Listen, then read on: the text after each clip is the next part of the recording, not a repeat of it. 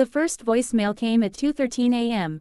I didn't answer. I never did, not anymore. The second one came just 3 minutes later. Then another, and another. By the time I finally picked up my phone, there were 43 missed calls. And 43 voicemails, all from the same number. Home. The word hit differently now. Cold, distant, like it belonged to someone else's life. Because for the past 7 years, I had none. No calls, no messages, no birthdays, no holidays, nothing. I cut them off, every single one of them. And I never looked back. Until that night. My name is Ava Reynolds. And the truth is, people don't go no contact for no reason. They don't wake up one morning and decide, I don't need my family anymore. No, it happens slowly, piece by piece, until one day, you realize staying is more painful than leaving. For me, that realization came at 19. But the story starts much earlier. Chapter 1. The Favorite. In my house, there were always two versions of love. The one my parents gave my younger brother, Liam, and the one they gave me. Liam was perfect, at least, that's what they believed.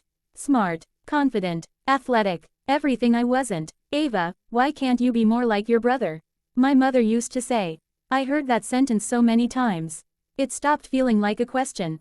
It became a definition. I was the problem, and Liam, he was the solution. At family dinners, they talked about his achievements, his future, his potential. When it came to me, silence, or worse, criticism. You're too sensitive, you're too quiet, you're not trying hard enough. But I was trying. God, I was trying. I studied late nights, worked part-time, took care of things around the house. But none of it mattered. Because no matter what I did, I was never enough. Was raining that night. I remember that clearly, because the sound of the rain was the only thing louder than their voices. You lied to us, my father shouted. I didn't, I cried. But just like always, no one listened. Liam stood behind them, silent, watching, and that was the moment I realized something. He wasn't just the favorite. He was untouchable. What did she do this time? My mother asked. She stole money from my room, Liam said calmly. My heart stopped. That's not true, I shouted. But it didn't matter. It never did. Why would he lie? My father said coldly. I had no answer. Because in their world, he wouldn't. Only I would. You've embarrassed this family enough, my mother added. And just like that, my fate was sealed. Something inside me broke. Not loudly, not dramatically, quietly, like a thread snapping under too much pressure. I didn't do it, I said one last time.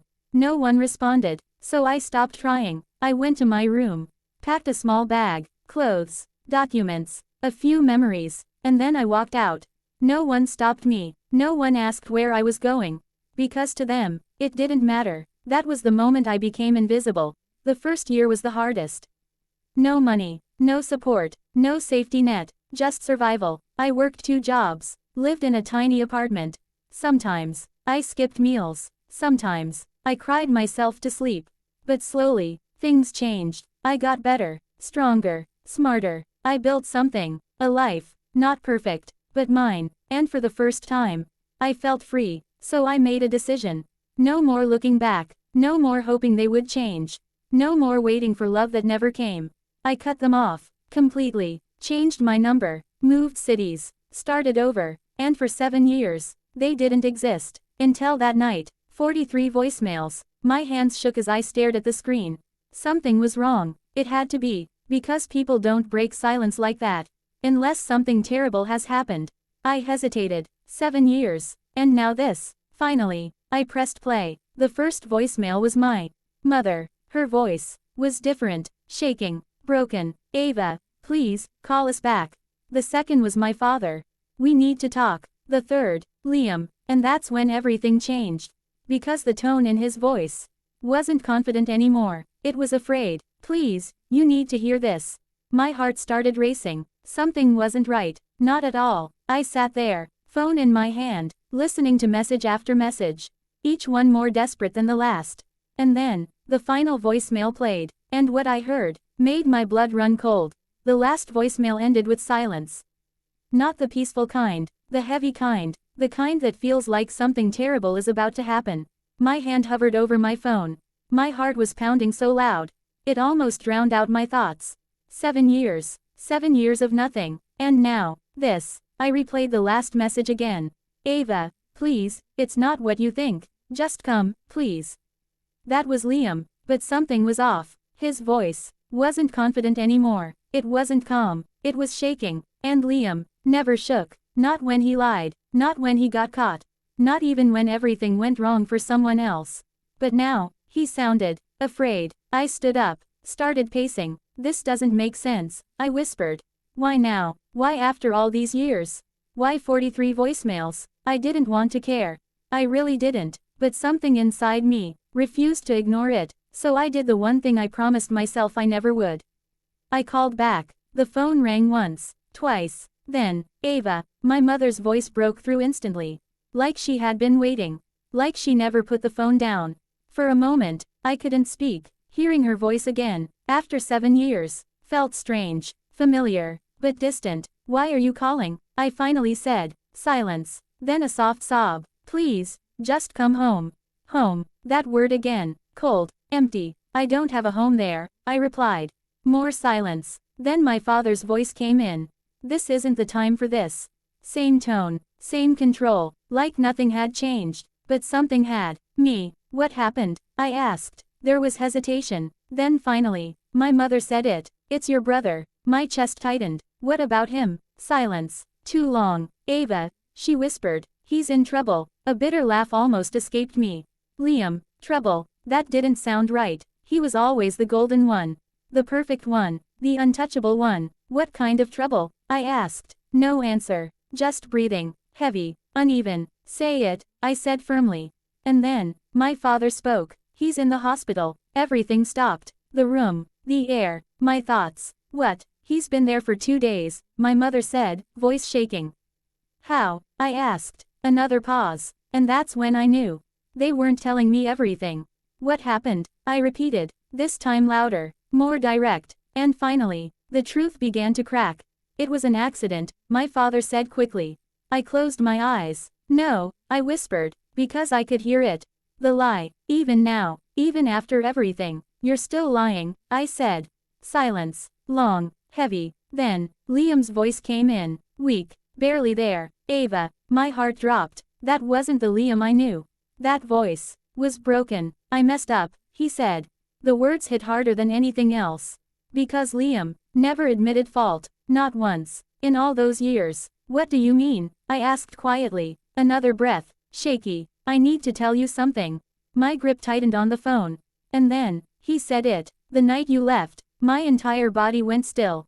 You were right. The world tilted. What? I lied, he whispered. Everything inside me exploded. 7 years. 7 years of pain. 7 years of silence. 7 years of rebuilding my life. All because of that one moment. And now, he was just saying it. Like it was nothing. You lied. My voice trembled. Yes. About the money. Yes. Why? I shouted. Silence. Then, because I could. The answer was so simple. It felt unreal. I knew they'd believe me, he continued. My chest burned. And I was jealous of you. That didn't make sense. You had nothing to be jealous of. I snapped. You had everything. No, he whispered. You had something I didn't. I froze. What? You didn't need them. The words hit differently. You were strong, even when they ignored you, even when they blamed you. My breath caught. I wasn't, he continued. I needed them to see me as perfect. My mind was spinning. So you destroyed me, I said. Silence. I didn't think it would go that far, he admitted.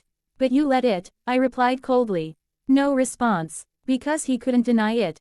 You watched them throw me out, I said. I was 19, he said weakly. You were old enough to know better. Silence again. And then, the final blow came. It didn't stop there, he whispered. My heart sank. What do you mean? Another pause. And then, the accident. Something in his voice changed. Fear. Real fear. It wasn't an accident. My stomach dropped. What? I did it to myself. The room felt like it was closing in. Why? I asked, barely breathing. Because I couldn't live with it anymore. Everything went silent. The truth, the guilt, the weight of it all, finally caught up to him. And now, he was breaking. Did it to myself. His words wouldn't leave my head. The room was quiet, but inside me, everything was loud. Why would you do that? I asked, barely able to breathe. There was a long pause. Then Liam spoke again, weaker this time. Because I couldn't live with it anymore. 7 years. 7 years of silence, of rebuilding, of convincing myself I didn't need them. And now the truth was sitting right in front of me. Should I come? I asked. Silence. Then my mother's voice broke through. Please, Ava, just come. Please. I closed my eyes. These were the same people who had thrown me out without hesitation. But I wasn't that 19-year-old girl anymore. I'll come, I said. The hospital. Hospitals always feel the same. Cold, clean, heavy. I walked through the lobby, took the elevator, and stepped onto the floor where Liam was admitted. 7 years later, I was about to face them again. I paused outside the room. The door was slightly open. Light spilled into the hallway. I took a deep breath and walked in. My mother saw me first. She froze. Ava, her eyes filled with tears. My father stood beside her. For the first time in my life. He looked smaller, and then I saw Liam. He barely looked like himself. Pale, weak, broken, the confident, untouchable version of him was gone. We stood there in silence. Then he whispered, "You came." I walked closer. Every step felt heavy. "Are you okay?" I asked. He let out a weak, almost bitter smile. "I don't think I deserve to be." No one spoke for a moment. Then my father cleared his throat. "Ava, we need to talk." I turned to him, and for the first time, I wasn't afraid. "Now?" I asked. He looked down. We owe you an apology." Those words, I had imagined them so many times. But hearing them now, they didn't fix anything. They didn't heal anything. They just existed. 7 years, I said quietly. "It took you 7 years."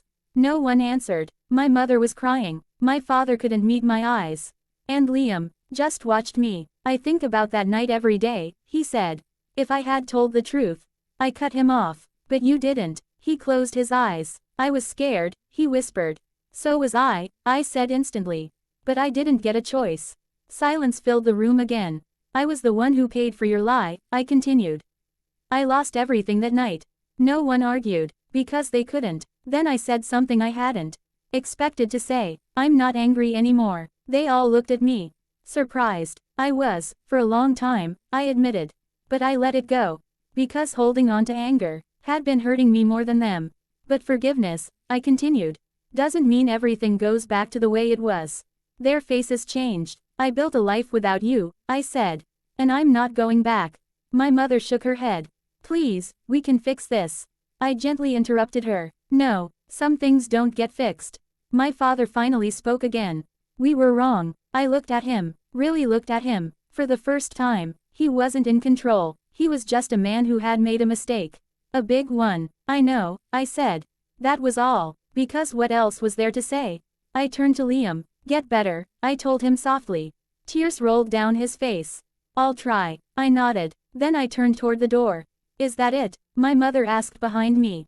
I paused. For a second, then I looked back. "I came," I said. "And that's enough." And then, I walked out. Outside the hospital, the air felt different. Lighter. I looked up at the sky.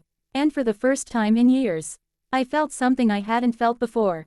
Closure. No more questions. No more what ifs. Just peace. I wasn't that broken girl anymore. I had survived. I had built something. And I didn't need their approval to prove my worth.